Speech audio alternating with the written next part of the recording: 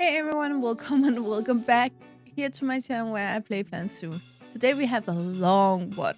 Not video-wise because I forgot to record some of it, but it will all make sense, I promise. This video is still worth watching, I think so anyway. But we have a really long habitat here to go through today with a lot of different parts. So if you want to see how I built this habitat, or you just want to learn more about the beautiful Indian elephant, then please keep watching. And I'm pretty sure I will get some comments about the Indian elephant here in Africa. But the thing is, though, we are based in on the savannah in Africa, and therefore there would be plenty of African elephants around. But I really wanted to build for the elephant ever since I built the savannah area out here. As I stated then, the savannah would be made to kind of help the wildlife in the area. But I felt like African elephants would be kind of weird placement in here. But I thought it would be funny in a way for the African population to actually see the Indian elephant compared to the African one they are used to, since there are actually some differences here in between their ears, of course, and their size, which is the two biggest differences. And of course, you can see I built a lot before I got the camera turned on. I'm so sorry. The rock wall in the background is the same one as I did for the chimpanzees, the Kamchatka brown bear, and yeah, over there. Same wall. Then the rocks here is of course the savannah rock, and I also use the savannah rocks to build both kind of fences I have in here. You can see the water area is very bare and very basic because I figured the elephants would ruin anything anyway. So yeah, the savannah rock with ropes in between for the fence over here, and savannah rocks with the grid fence in between for the rest of it. So it's all very basic. Down here we have the rooftop here, which again just is the same roof I use with the rest of the building, and adding some pillars to keep it up.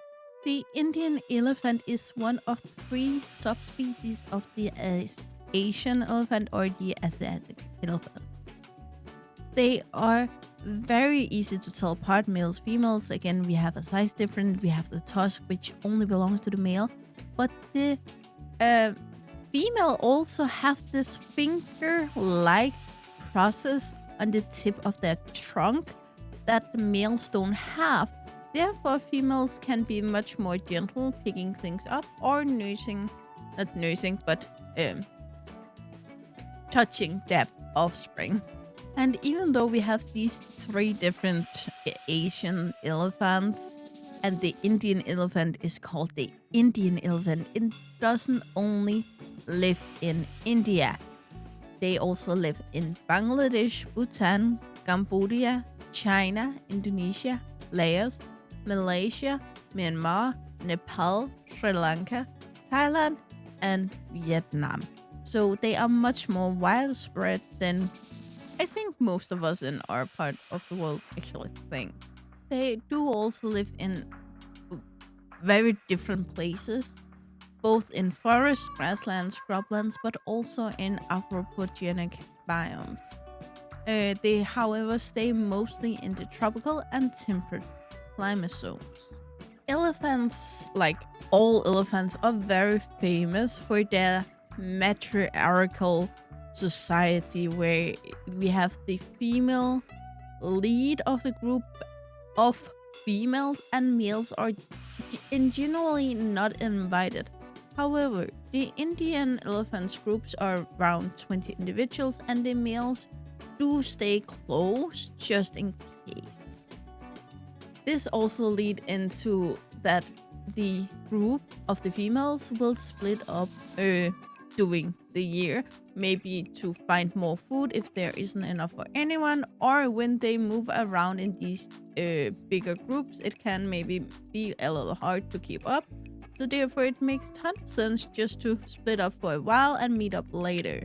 Doing this, of course, the new matriarch of the new smaller group that broke off will be in constant contact with the uh, actual matriarch in the main group, so they can meet up later and always find each other.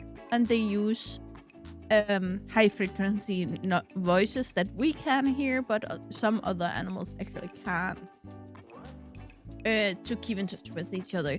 But back to the males. When these smaller groups arrives or get split up, then sometimes the male are actually allowed to be a part of this smaller group. This could, for instance, be that some of the females want to mate. It can also just be because of safety in numbers. And if we are going the same way, then we can just as well walk together, something like that. So it isn't like the males get a permanent spot, however, they are invited in just for a while. And we have already talked about how much they do move around. They do migrate throughout the year. So they normally would have like a summer area and a winter area that they roughly aim for, but it wouldn't be like a territory of theirs. It would just be, we have point A that we want to be around this time of year, roughly.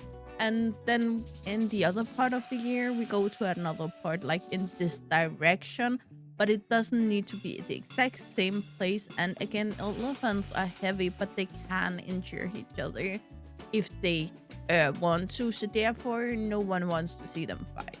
However, this wandering behavior have over time, and especially the last couple of years, been highly reduced, basically, because of us humans. We like to make a road. We might like to build a city here. We want to clean out this piece of land. We want to do this and do that. But even though the elephants don't live there, they may have to travel through there. And if you cut them off, and especially if you can imagine these two groups, we have the main group and the split up group, and the split up group don't get down the exact same road as the main group, then will they be able to actually get together later? If there suddenly is a highway or something really big in between, then they may not be able to meet up. And elephants live in these giant matriarchal society because they are built to exist this way. For us humans, we like to break our nature and feel like we are different than everyone else. But for many animals out there, they can only exist the way they are intended to. And for elephants, again, they live a long time. Maybe in this newer, smaller group, there isn't really any natural old elephant that just knows the way or anything like that. So how should they find their family and friends again if we just plot down something big in the middle? And this fragmentation in population that happens over time forces small groups of Indian elephants to be isolated and over time even inbreed, because there's no one else around to do it with, and for most animals it is their nature to breed.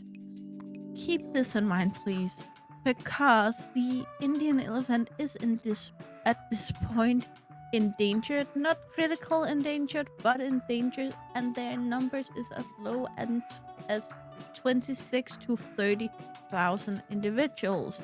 Again, if they just lived in a small part of India, that would be a lot, but they are far in between, and if they can't find each other, they can reproduce. And if they can reproduce, their species on Earth just simply can't thrive and will go extinct over time.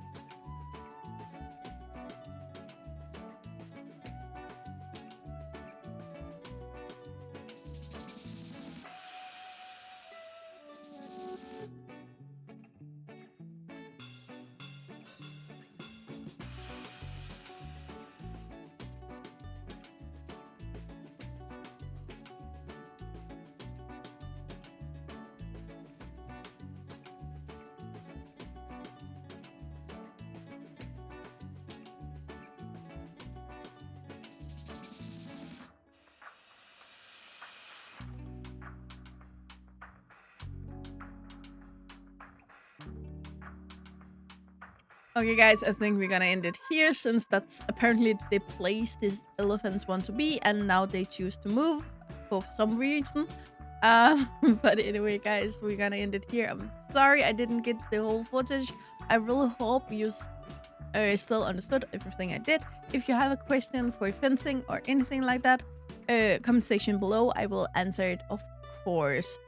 As always, guys, you know the drill. Like, subscribe, and turn on the bell notification so you know the next time I upload a video. Really hope to see you again either in the comments below or in the next video. Bye, guys.